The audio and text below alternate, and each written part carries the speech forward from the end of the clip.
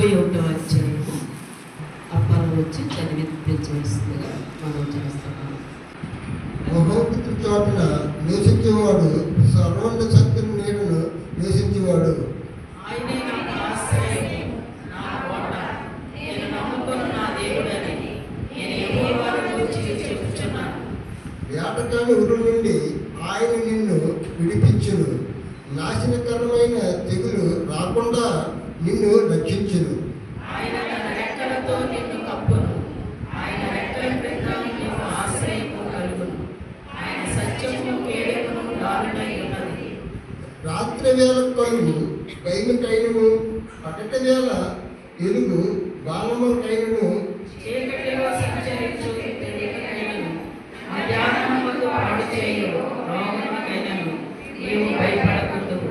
నీ ప్రక్కన 1000 మంది పడినను, నీ కుడి ప్రక్క 10,000 మంది కూలినను, ఆ అపాయము నీ యొద్దకు రాదు. నీ కనులారా చూస్తుండగా భక్తిహీనులకు ప్రతిఫలము కలుగును.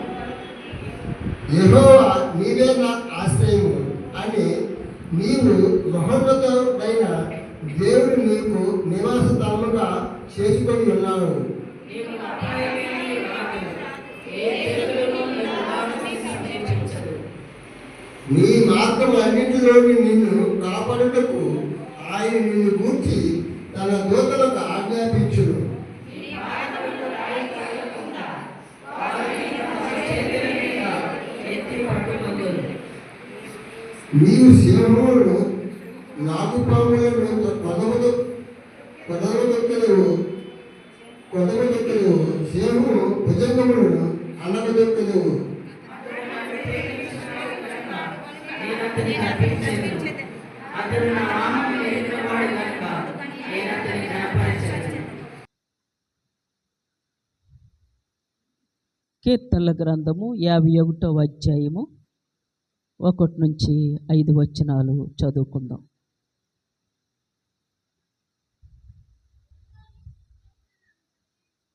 దేవా, నీ కృప చొప్పున నన్ను కరుణింపుము, నీ వాత్సల్య బాహుల్యము చొప్పున నా అతిక్రమములను తుడిచివేయము. నా దోషం పోవునట్లు నన్ను బాగుగా కడుగుము, నా పాపం పోవునట్లు నన్ను పవిత్రపరచుము. నా అతిక్రమములు నాకు తెలిసే ఉన్నవి, నా పాపం ఎల్లప్పుడూ నా ఎదుటనున్నది. నీకు కేవలము నీకే విరోధముగా నేను పాపము చేసి ఉన్నాను, నీ దృష్టి ఎదుట నేను చెడుతనము చేసి ఉన్నాను. కావున ఆజ్ఞ ఇచ్చినప్పుడు నీవు నీతిమంతుడుగా అగుపడుదువు, తీర్పు తీర్చినప్పుడు నిర్మలుడుగా అగుపడుదును. నేను పాపములో పుట్టినవాడను, పాపములోనే నా తల్లి నన్ను గర్భమున ధరించెను. నీవు అంతరంగములో సత్యము కోరుచున్నావు, ఆంతర్యమున నాకు జ్ఞానము తెలియచేదువు. చాలమ్మ. దేవుని బిడ్డలారా, ఈరోజు చిన్న వాక్యం ద్వారా ప్రభువారు మనతో మాట్లాడాలని కోరుచున్నారు. సిద్ధపరచబడిన ఆ వాక్యమును మీ మధ్యకి తీసుకొచ్చి ఉన్నాను.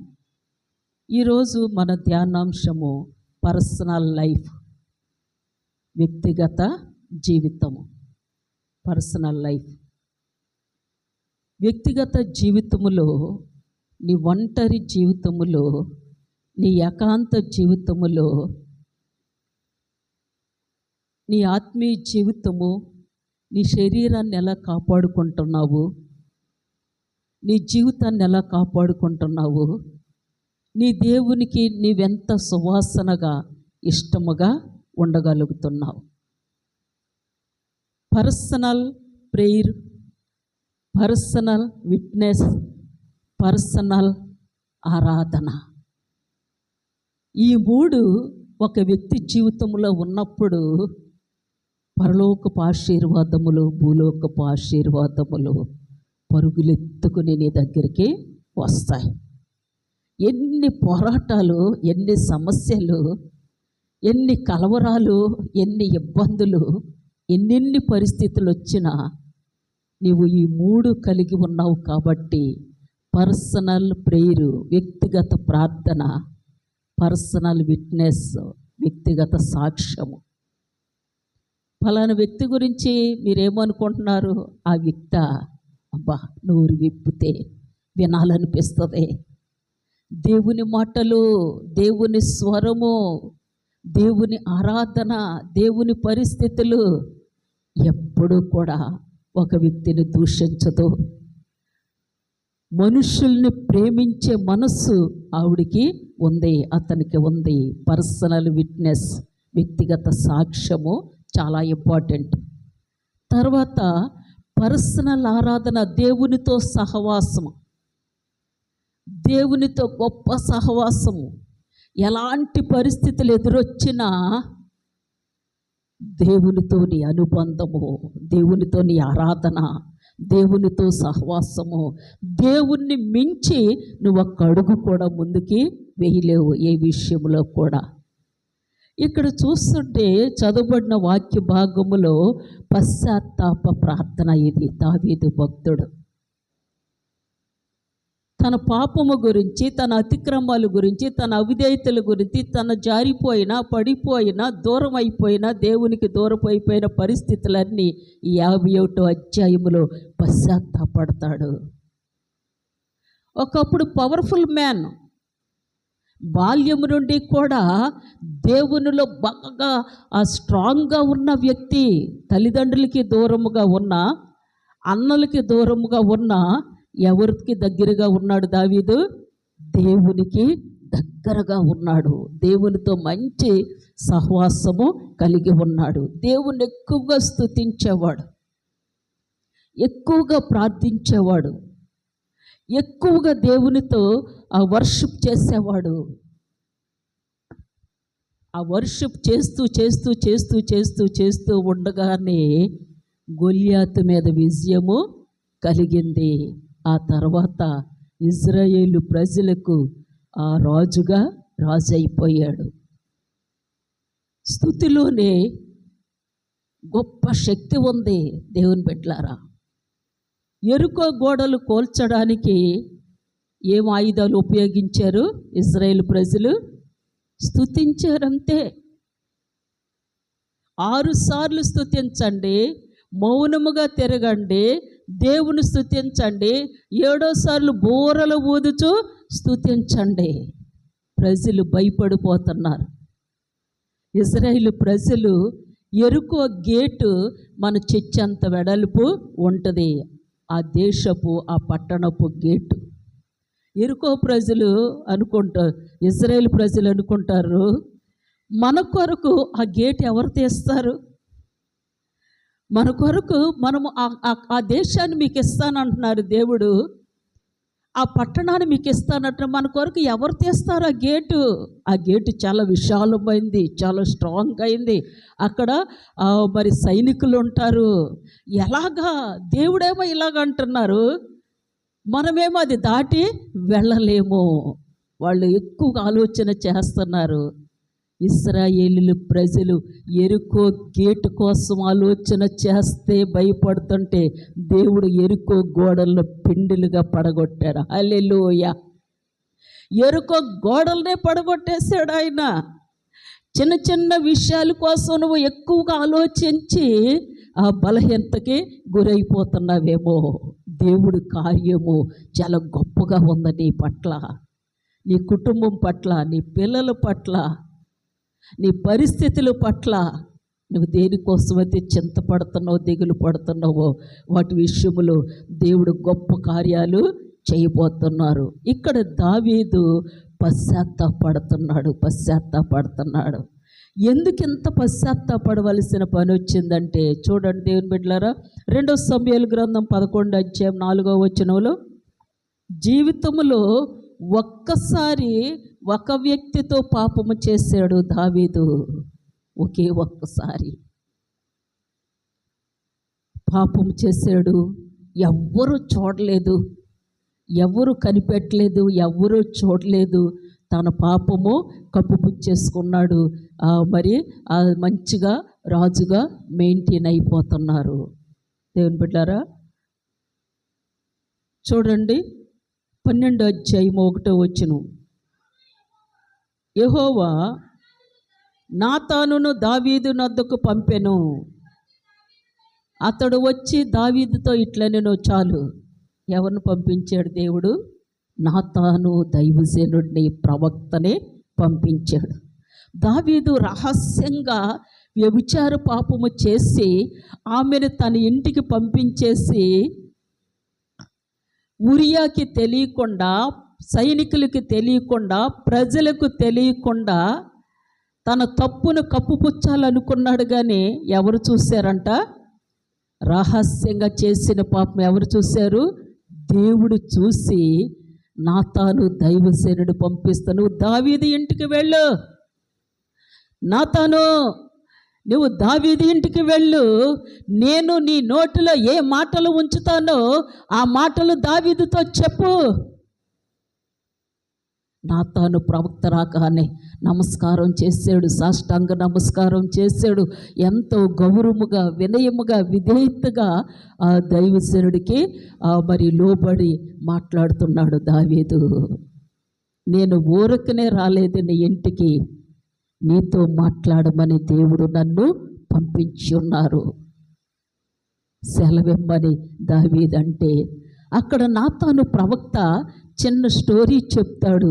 ఒక అతనికి 100 గొర్రెలు ఉన్నాయి, ఒక అతనికి 1 గొర్రె ఉంది. 100 గొర్రెలు అతను 100 గొర్రెలను ఎంతో బాగా చూసుకుంటున్నాడు.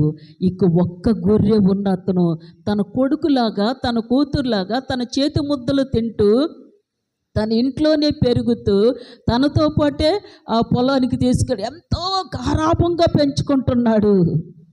అయితే ఈ 100 గొర్రెలు అతని ఇంటికి చుట్టాలు వచ్చారు.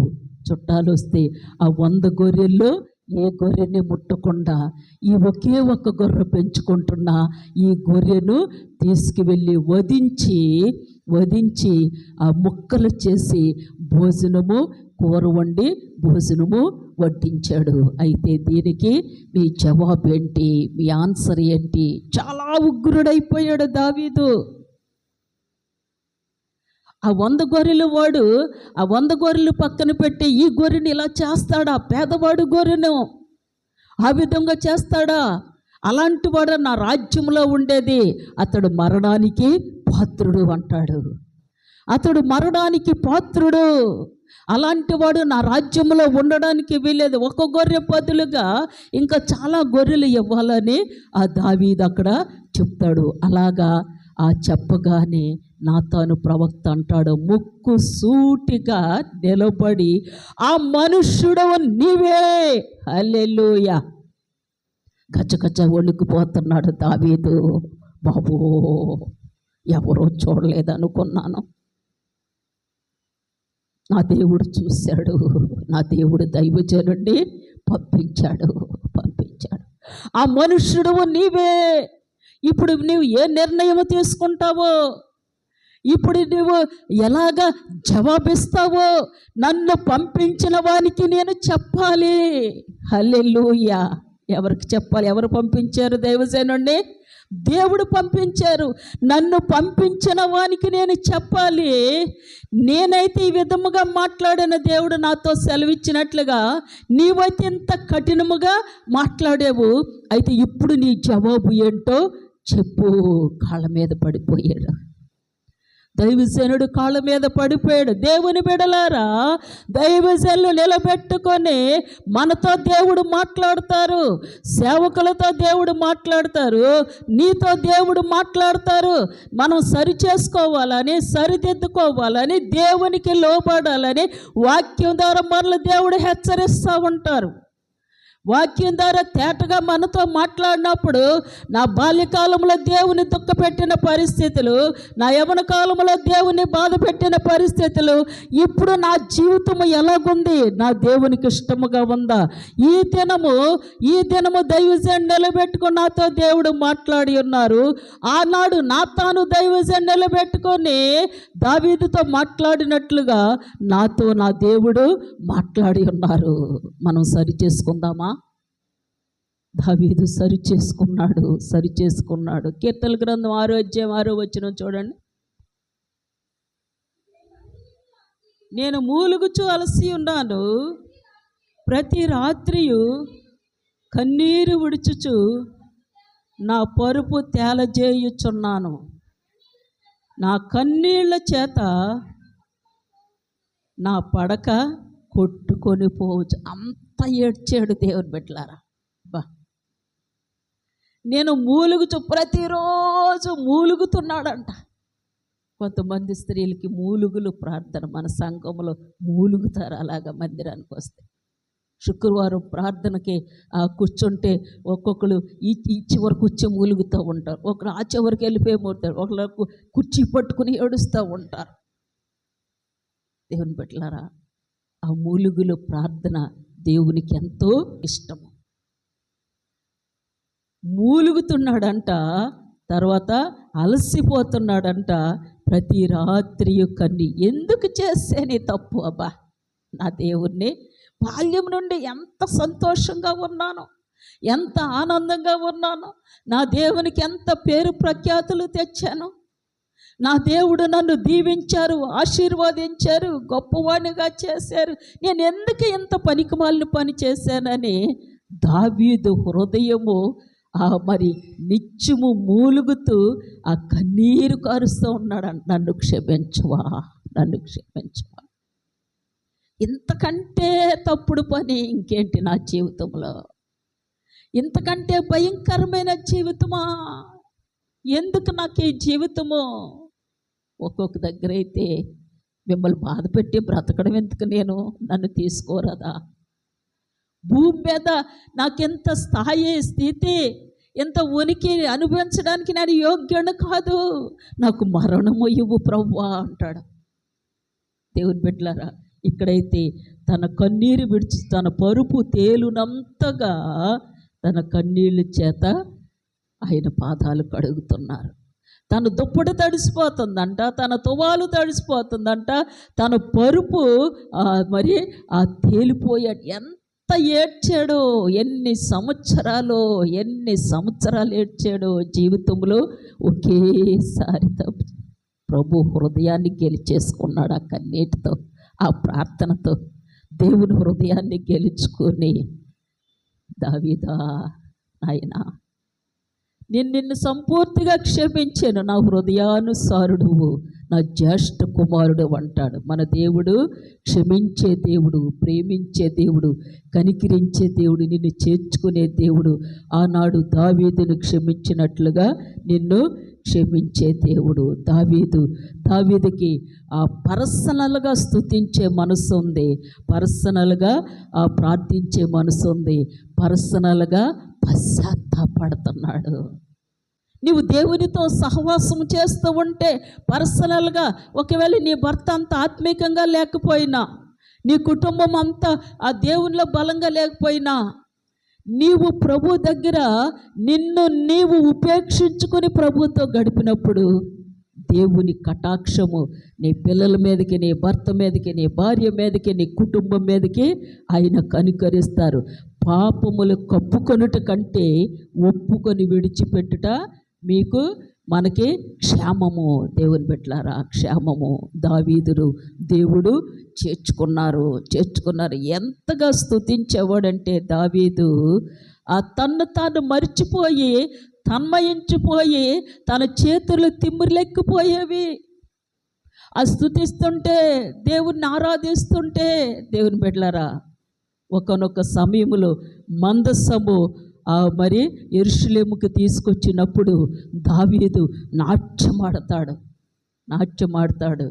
దావీదు ఆ మందసం పట్టుకొని వస్తుంటే బలులు అర్పిస్తూ, కృతజ్ఞతాస్తుతులు చెల్లిస్తూ, నాట్యమాడుతూ ఉంటే సౌలు రాజు కుమార్తె దావీదు భార్య ఆ అంతస్తులో నుండి చూసిద్దంట. అంతస్తులోని చూసి దావీదుని హీనపరిచిందంట, చీఫ్గా చూసిందంట. గొర్రెలు కాచుకునేవాడు గొర్రెల బుద్ధి పోలేదు వీడికి అంటుంది. గొర్రెలు కాచుకున్న గొర్రెల బుద్ధి పోలేదు.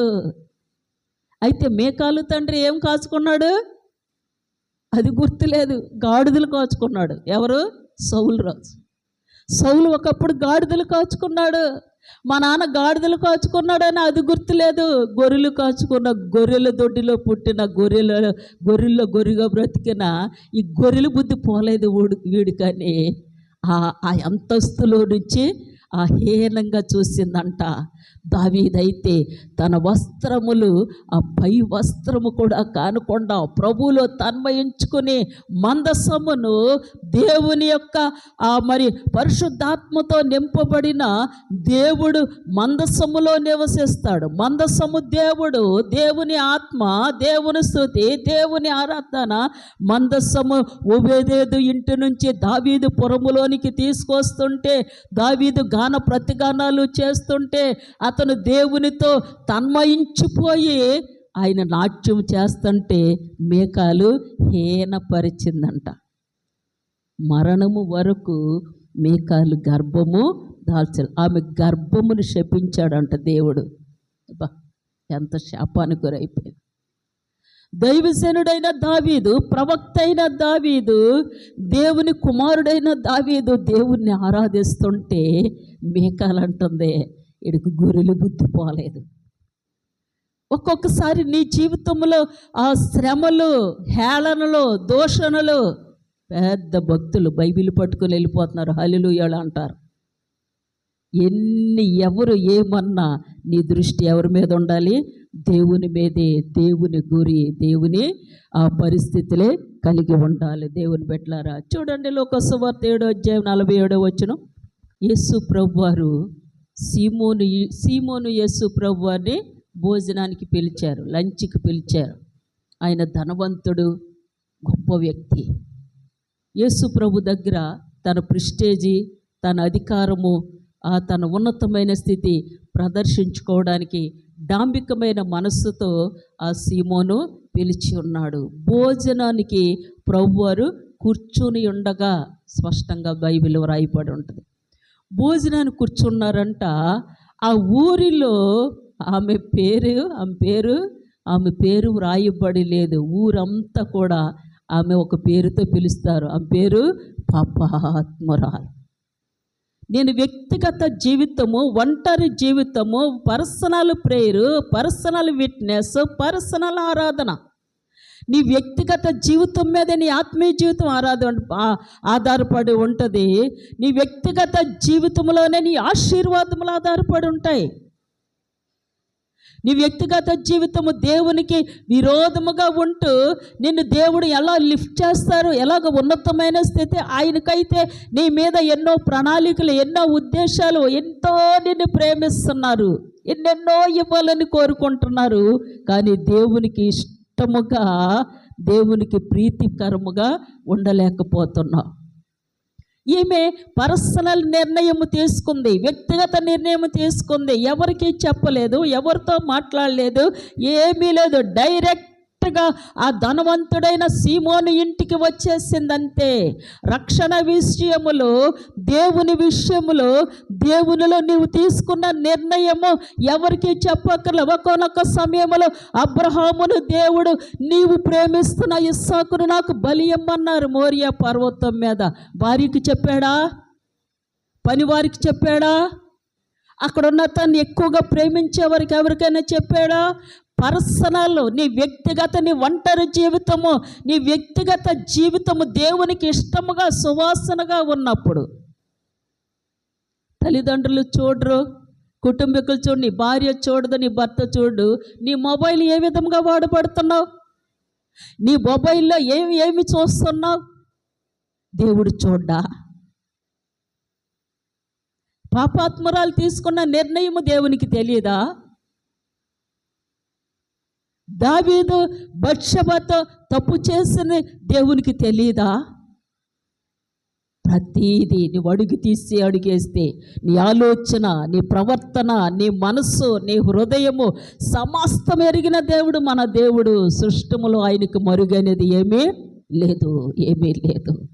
ఈమె పర్సనల్గా మరి నిర్ణయము తీసుకుని, వ్యక్తిగత నిర్ణయం తీసుకుని వచ్చేస్తుంది. సీమోను ఆయన బాగా ధనవంతుడు, పెద్ద బంగళా, ఏమి తన యొక్క ఆత్మ ప్రేరేపణ, తన యొక్క ఆత్మ ఆవేశము, తన యొక్క పశ్చాత్తాపము, తన కన్నీరు, తన వేదన, తన దుఃఖము తను మరి పరుగులెత్తేలాగా చేస్తుంది.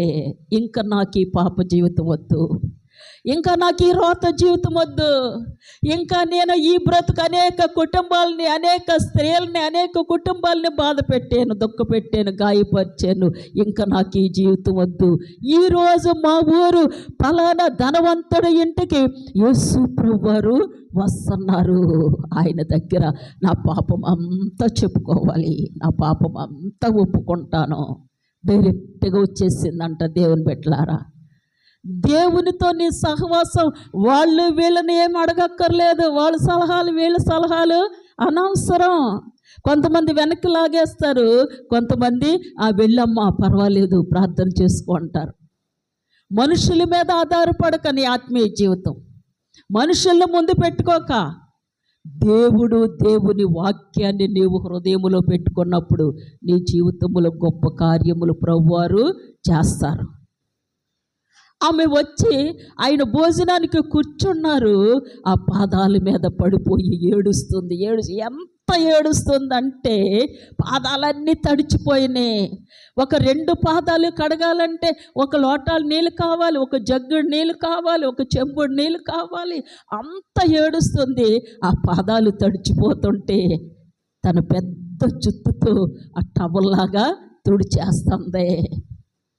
ఆ పాదాలు ముద్దు పెట్టుకుంటుంది.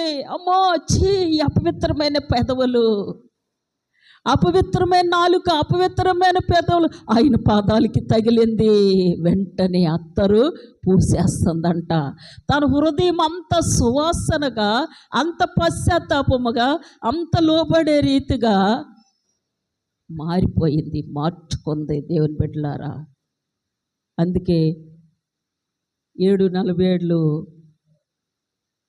ఆమె విస్తారంగా ప్రేమించెను గనుక ఆమె విస్తార పాపములు క్షమించబడి ఉన్నవి.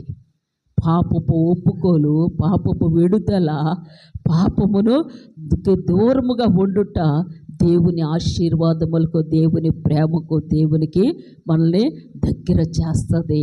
ఒంటరిగా పర్సనల్గా తను తీసుకున్న నిర్ణయము తను పబ్లిసిటీ అయిపోయింది. దేవుని బిడ్డలారా, ఆ గ్రామస్తులందరూ కూడా తను గౌరవిస్తున్నారు, మర్యాద ఇస్తున్నారు. గొప్ప సాక్ష్యము కలిగి ఉంది. పర్సనల్ విట్నెస్, పర్సనల్ సాక్ష్యం. ఎవరైనా మనం చూసిన అమ్మో ఈ దండం, అమ్మో ఈ వీడికి దండం అనేలాగా మనం ఉండకూడదు. ఒక మాట పడినందువలన నష్టం లేదు. ఒకళ్ళ గురించి చెడ్డగా 10 మందికి చెప్పే కంటే 10 మాటలను పడి మౌనముగా దేవునికి ఇష్టముగా ఉండుట ఎంతో మేలు. నీ పిల్లలకు ఆశీర్వాదము, నీకు ఆశీర్వాదము. మనుషుల పోలికలో పుట్టిన ప్రతి వ్యక్తిని మనం ప్రేమించినప్పుడు దేవుని కటాక్షము నీవు పొందుకుంటావు. చూడండి, సామెతల గ్రంథం 14:8 మన ప్రవర్తననే ఎవరు కనిపెట్టుకోవాలమ్మా? మన ప్రవర్తన మనం కప్పుపుచ్చుకొని అనేక మంది ప్రవర్తననే చదువుతూ ఉంటాం మనం. వాళ్ళలాగా, వీళ్ళలాగా, ఈడలాగా, ఆడలాగా, వాళ్ళు ఎలా తిరుగుతున్నారో తెలుసా, వాళ్ళు ఎలా జీవిస్తున్నారో అందరిని కనిపెడుతూ ఉంటావు. మన పిల్లలు మనం కనిపెట్టుకోము, మనలో మనము కనిపెట్టుకోము. తన ప్రవర్తనను కనిపెట్టుకొని ఉండుట వాడు వివేకుల జ్ఞానమునకు వివేకము. దేవుని బిడ్డలారా, నీకేం కావాలో కోరుకో అనేసి ఆ సొలొమోనుని దేవుడు అడిగితే, రాజ్యం కావాలా, ఆస్తి కావాలా, ఏం కావాలో కోరుకోమంటే దేవుడు సొలొమోను గారు ఏం కోరుకున్నారు? వివేకము గల ఆత్మనివ్వండి ప్రభువా అన్నారు. వివేకం అడుగు, వివేకం ఇస్తామును, జ్ఞానం ఇస్తాను, దాంతోపాటు సర్వ సంపదలు, ఈ శత్రువుల మీద జయము కూడా నీకు ఇస్తాను. దేవునికి ఇష్టమైనవి మనం అడగాలి. దేవునికి ఇష్టమైన రీతిగా మన స్వభావాన్ని మార్చుకోవాలి, మన ఆలోచనలు మార్చుకోవాలి, మన చూపులు, మాటలు మార్చుకోవాలి. ఎవరో ఏదో చెప్తే ఇక అదే నీకు గొప్ప కాదు.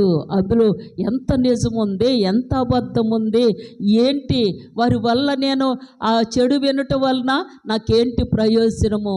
దేవుని బిడ్డలారా, మనుషులందరినీ ప్రేమించినప్పుడు అస్సలు మన హృదయంలో ద్వేషం అనేది మన జీవితంలో ఉండకూడదు.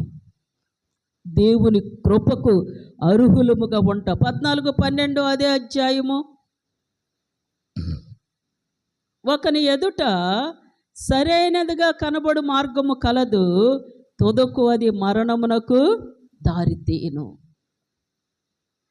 నేను కరెక్ట్, నా లైఫ్ కరెక్ట్, నా మాటలు కరెక్ట్, నా స్వభావం కరెక్ట్, సరైనదిగా మనల్ని మనం సమర్థించుకుంటామంట, మనల్ని మనము గొప్ప చేసుకుంటుంటాము. ఒకని ఎదుట సరైనదిగా కనబడు మార్గము కలదు, తుదకు అది చాలా రాంగుగా తీసుకువెళ్తుంది. రాగా ఎప్పుడు మనల్ని మనం సరిచేసుకోవాలి కానీ సమర్థించుకోకూడదు. నేను ప్రతిరోజు సరిచేయి ప్రభు అని అడుగుతాను. ప్రభు అని సంఘమును సరిచేయండి, నా కుటుంబాన్ని సరిచేయండి, నన్ను సరిచేయండి. ఏ లోపమున్నా బయలుపరిచి తెలియపరిచి పశ్చాత్తాపడి మీకు లోబడిలాగా సహాయం చేయండి. నన్ను నేను సరి చేసుకోవాలి. మీ ఆత్మతో నన్ను నింపండి ప్రభువా. నిన్ను నీవు సరిచేయమని దేవుణ్ణి అడిగినప్పుడు నీ మాటలు, నీ ప్రవర్తన, నీ జీవితము సర్వము సమస్తము మారిపోద్ది. చూడండి యేసు ప్రభు వారు ఏం చేశారు. మత్తయి సువార్త 14:23 చూడండి. నీ పర్సనల్ లైఫ్ మీదే నీ కుటుంబము, నీ ఆశీర్వాదము, నీ దీవెనలు, నీకు మేలులు, ఉపకారాలు అనేకమైన ప్రభు కుమ్మరిస్తారు, ఇస్తారు. ఒంటరిగా ప్రభు వారు ఎక్కడికి వెళ్ళారు? ప్రార్థన. కొండ ఎక్కిపోయి సాయంకాలం అయినప్పుడు ఒంటరిగా ఉండి ఆయన జనసమూహములందరినీ పంపివేసి ప్రార్థన చేయుటకు ఏకాంత ప్రార్థన ఉందా నీ జీవితంలో? దేవుని బిడ్డలారా, ఒకవేళ ఈరోజు వరకు లేకపోతే కొద్ది నిమిషాలైనా పర్సనల్గా దేవునితో గడుపు. నీ పిల్లల్ని అప్పగించు, నీ భార్యను అప్పగించు, నీ భర్తను అప్పగించు, నీ సంఘాన్ని అప్పగించు, నీ సేవకులను అప్పగించు, నీ గ్రామాన్ని అప్పగించు, నీ పరిస్థితులు అప్పగించు. ఏకాంతంగా ఆయన కొండ ఎక్కిపోయి దేనికంట? ప్రార్థన చేయడానికి. ఆయనే ప్రార్థన చేసినప్పుడు మనం చెయ్యాలా వద్దా? చెయ్యాలి. దేవునికి ప్రార్థన చేయుటల్లో సమస్యల పరిష్కారము అక్కడే ఉంది. దేవునితో సహవాసం చేస్తున్నప్పుడు నీ పరిస్థితులన్నీ, నీ బాధలు, నీ కష్టాలు, నీ సమస్యలన్నీ ప్రభు దగ్గరికి తెచ్చినప్పుడు నీ యొక్క పరిస్థితులు, ప్రభు ఒకప్పుడు ఈ పరిస్థితి తప్పించారు.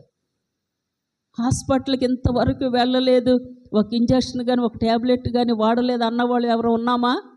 ఎవరు లేదు.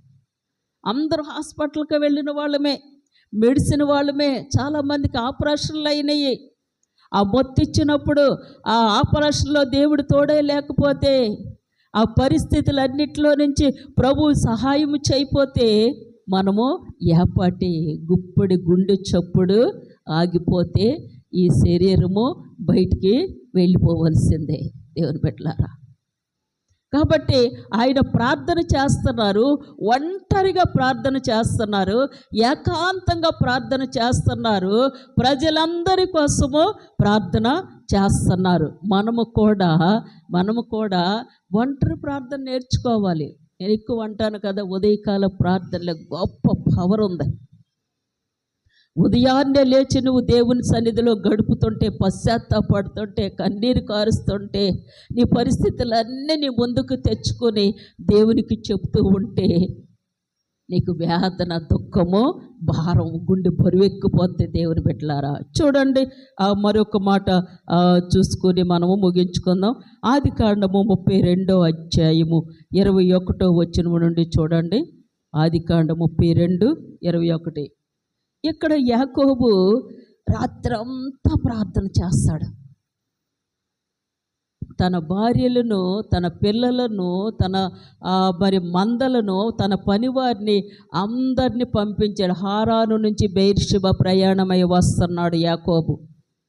తన మామ ఇంటి నుంచి హారాను నుంచి తన తల్లిదండ్రులు మరి బెయేర్షెబాకి ఆ పట్టణానికి ప్రయాణమై వస్తున్నాడు.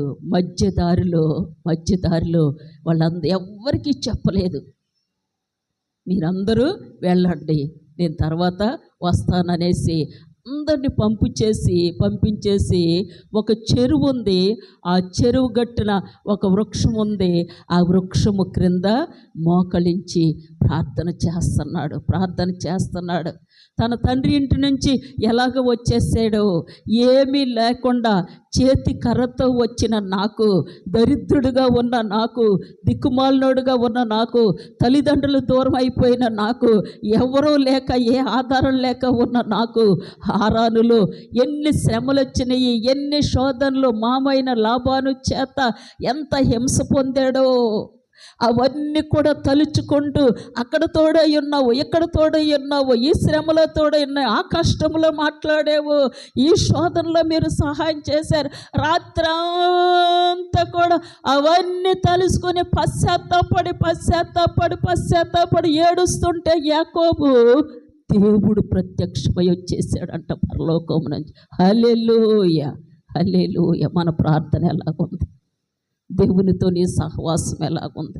ఏమి తిందుమా, ఏమి త్రాగిదుమా, ఏమి ధరించుకో, ఏమి సంపాదించుకుందామా, అన్నీ ఇస్తారు దేవుడు. ఆయన కోటీశ్వరుడు, కోట్లకు పడగెత్తిన ఆయన ఐశ్వర్యవంతుడు. నువ్వు ఈ లోకములో వీటి కోసమే ప్రాకులాడుతూ దేవునికి దూరం అయిపోతే దేవుని ఆశీర్వాదం ఎలా పొందుకుంటావు? పశ్చాత్తాపడుతున్నాడు రాత్రి అంతా. దేవుడు దిగొచ్చాడు. దేవుడు రాగానే యాకోబు దేవుని పాదాలు పట్టుకొని ఇంకా ఏడుస్తున్నాడు. నేను ఎలాంటి వాడిని, నేను దరిద్రుడిని, నేను దీనుడిని, నేను ఎందుకు పనికిరాను, ఈ చేతి కర్రతో ఈ యొర్దాను దాటి హారాను వెళ్ళాను, ఇప్పుడైతే నా ఆస్తి నేను లెక్క పెట్టలేను, గుంపులు మందలు ఆస్తి పనివారు, ఏంటి ప్రభు ఈ ఆశీర్వాదం? నాలో ఏమి చూసి నాకు ఈ గృహం ఇచ్చారు, నాలో ఏమి చూసి నన్ను ఇలా పోషిస్తున్నారు, నాలో ఏమి చూసి నాకు ఇవి వస్త్రాలు ఇచ్చారు, నాలో ఏం భక్తి ఉంది, ఏం ప్రార్థన ఉంది, నేను ఎందుకో పనికిరాని వాడిని ఏడుస్తుంటే దేవుడు దిగొచ్చేసాడు. నీ పేరేమంటే ఏమంటున్నాడు? నేను మోసగాడిని, నేను మంచివాడను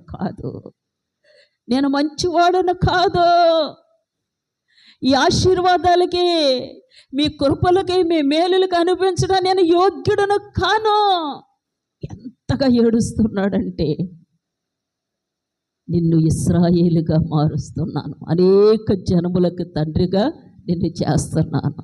తెల్లవారిపోతుంది, నేను పరముకు వెళ్ళిపోవాలి, నన్ను విడిచిపెట్టే, నా కాళ్ళు వదిలేసే, నన్ను విడిచిపెట్టు అంటుంటే, నువ్వు నన్ను ఆశీర్వదించితేనే కానీ నేను నిన్ను విడిచిపెట్టను అంటాడు యాకోబు. గొప్పగా ఆశీర్వదించారు. నీకున్న ప్రతీది దేవుని ఆశీర్వాదం ఉంటేనే దీవించబడతావు. నీ 10 రూపాయల మీద ఆయన ఆశీర్వాదం ఉండాలి, నీ 10,000 రూపాయల మీద ఆశీర్వాదం ఉండాలి, నీ పిల్లల మీద ఆయన ఆశీర్వాదం ఉండాలి, నీ ఆరోగ్యం మీద ఆయన ఆశీర్వాదం ఉండాలి, నీ కలిగిన దాని మీద, ప్రతి దాని మీద ఆయన ఆశీర్వాదం ఉండాలి. నా శక్తి చేత, నా బలము చేత, నా జ్ఞానము చేత నేను కష్టపడితేనే ఇదంతా వచ్చిందే, నో, అదేమి కుదరదు. ఆయన ఇవ్వగలరు, తీయగలరు, ఆయన ఏదైనా చేయగలరు, ధనవంతులుగా చేయగలరు. ఆయన విడిచిపెడితే ఎందుకు పనికిరాము, నన్ను విడిచిపెట్టమంటే దేవుడు అంటారు, నీవు నన్ను గెలిచితివి, నేను ఓడిపోయాను యాకోబు, నేను ఓడిపోయాను. ఆ దేవునితో సహవాసము దేవుడు ఓడిపోయాడు. ఎవరు గెలిచారు? యాకోబు గెలిచాడంట. నీ కుటుంబంలో దేవుని ఆశీర్వాదము, నీ ప్రార్థనలో దేవుడితో సహవాసం గెలుస్తున్నావా? నిన్ను బట్టి నా దేవుడు అవమానపరచబడుతున్నాడా, గాయపరచబడుతున్నాడా? మన జీవితం, మన ప్రవర్తన వల్ల ఆయన తలదించుకునేలాగా మనము చేస్తున్నామా? దేవుని బిడ్డలారా, ఎప్పటికీ కాదు.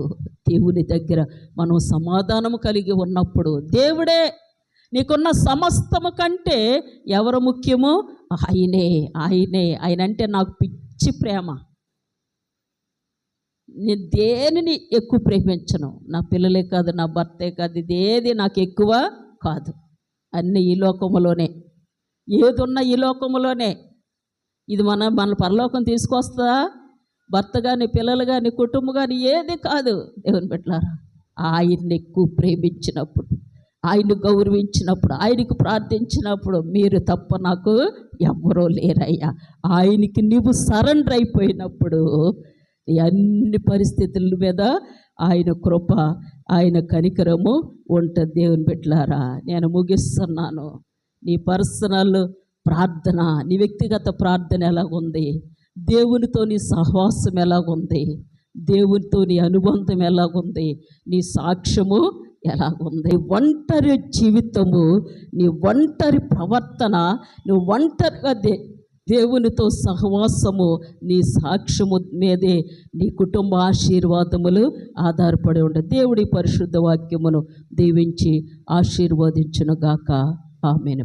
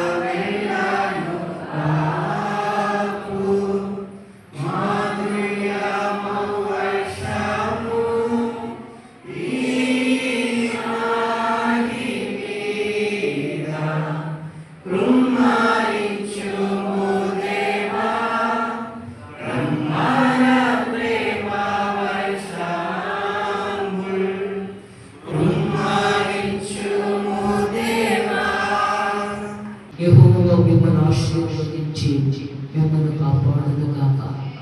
యేసుక్రీస్తు ప్రభువారు ఆయన ప్రసన్నతను, ఆయన ప్రభావమును మీకు అనుగ్రహించునుగాక.